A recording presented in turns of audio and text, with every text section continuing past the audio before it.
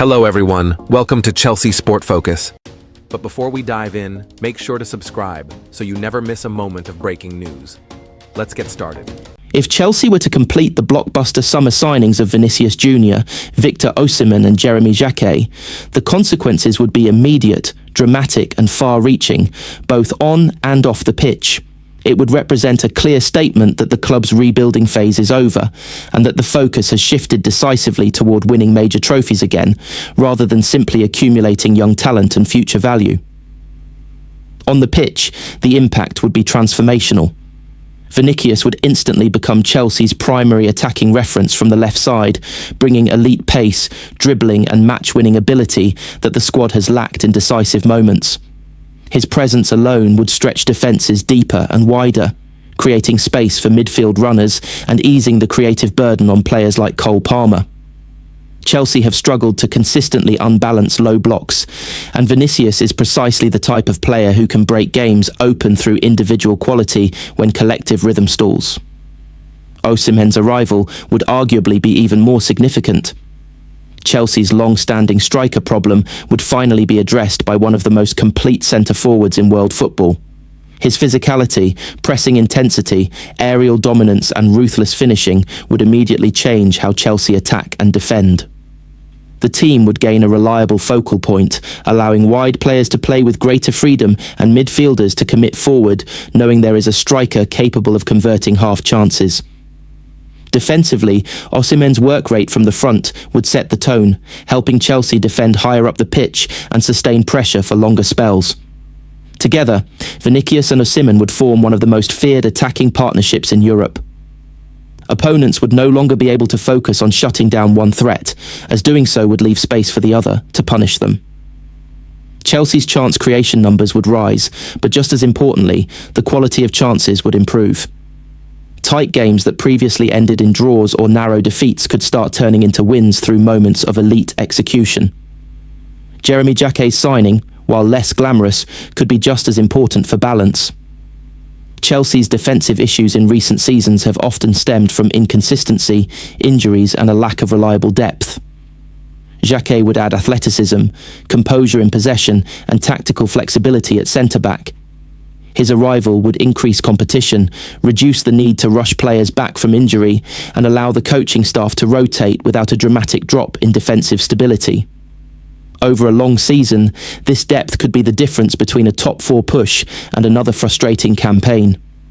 Tactically, these signings would give the head coach far more options. Chelsea could dominate possession against weaker sides, while remaining lethal in transition against elite opponents. Vinicius and Osimhen would make counter-attacking football genuinely threatening again, while Jacquet would help ensure the defensive line can cope with higher positioning.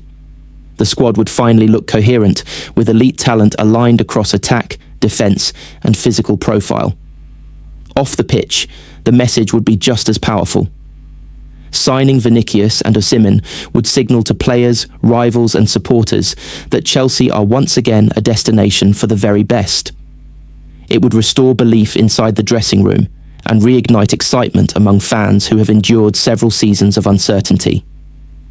Commercially, Chelsea's global profile would surge, particularly in South America and Africa, with shirt sales, sponsorship interest and worldwide attention increasing significantly.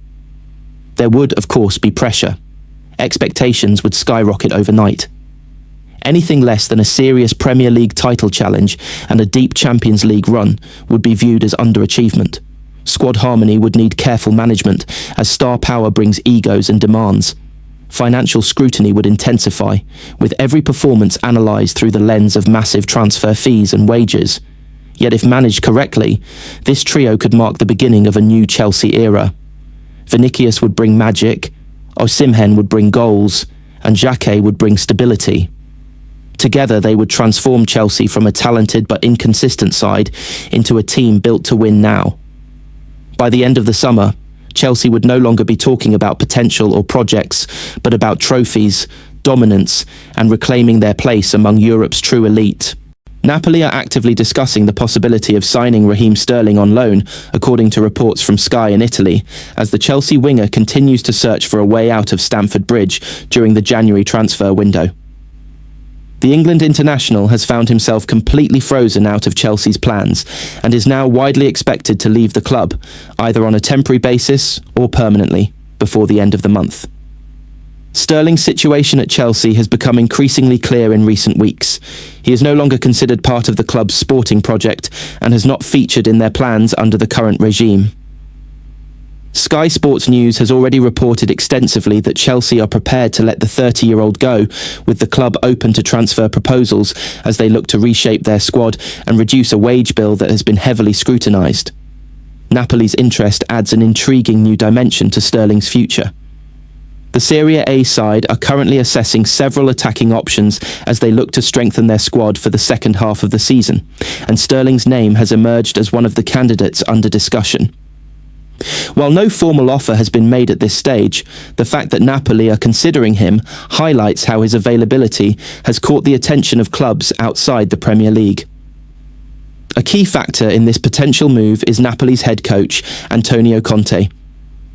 The Italian manager is well aware of Sterling's qualities from his time working in England and understands the demands of elite-level football in the Premier League. Conte is known for valuing experienced players who can make an immediate impact, particularly in wide attacking roles, and Sterling's pedigree at the highest level could appeal to him as Napoli push for success domestically and in Europe. Despite Napoli's interest, Sterling's personal preferences could play a significant role in determining his next move.